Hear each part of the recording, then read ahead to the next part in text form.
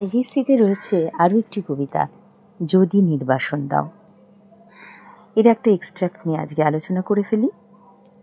বিষণ্ণ আলোয় এই বাংলাদেশ। এই বাংলাদেশ বলতে কবি কোন দেশের কথা বলেছেন? এই বাংলাদেশের পরিচয় দিতে কবি কি কি জানিয়েছেন? বিষণ্ণ আলো বলতে কি বোঝানো হয়েছে? এই বাংলাদেশ থেকে নির্বাসিত হলে কবি কি করবেন?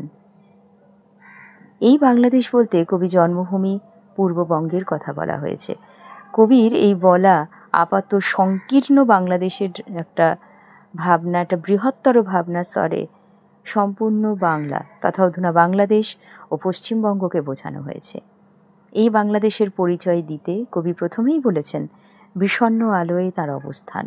নদীর শিয়রে রয়েছে ঝুঁকে পড়া মেঘ, আর তার সীমাহীন প্রান্তরে দিগন্ত নিমেষহীনভাবে অবস্থান করছে পরিপূর্ণ ধান খেতে চাপ চাপ রক্তের ছোপ। তার শহরে বন্দর যেন মনে হচ্ছে অগ্নিবৃষ্টি, বাজারে গ্রামে ক্রূরতা, যুদ্ধের হিংসা, তা সত্ত্বেও এখানে বৃষ্টি স্নাতরূপে অপরূপ ভোর নেমে আসে। আজকের বাংলাদেশ একসময় পূর্ব পাকিস্তান নামে পরিচিত। আরও আগে আমাদের পশ্চিমবঙ্গ পূর্ব পাকিস্তান ছিল ভারতীয় উপমহাদেশের অন্তর্গত।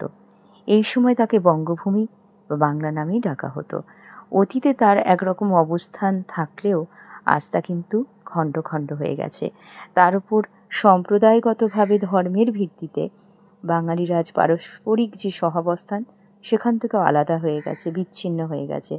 ধর্ম, বর্ণ, সম্প্রদায়, উঁচু নিচু ইত্যাদি নিয়ে বাংলাদেশ, বৃহত্তর বাংলা একদমই আলাদা। মানুষগুলোর কাছ থেকে আজ যেন দূরের বাসিন্দা।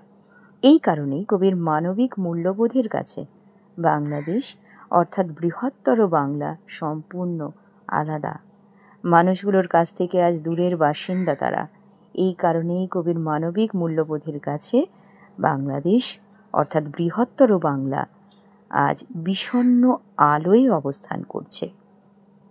এই বাংলাদেশ থেকে নির্বাসিত হলে কবি ওষ্ঠে অঙ্গুলি ছোঁয়াবেন, তিনি বিষ পান করে মরে যাবেন। কবিতাটি তোমরা ভালো করে পড়ো, অবশ্যই লিখে লিখে অনুশীলন করতে ভুলবে না। আজ তাহলে এই পর্যন্তই, আবার ফিরে আসবো অন্য কোনো পর্বে। ধন্যবাদ।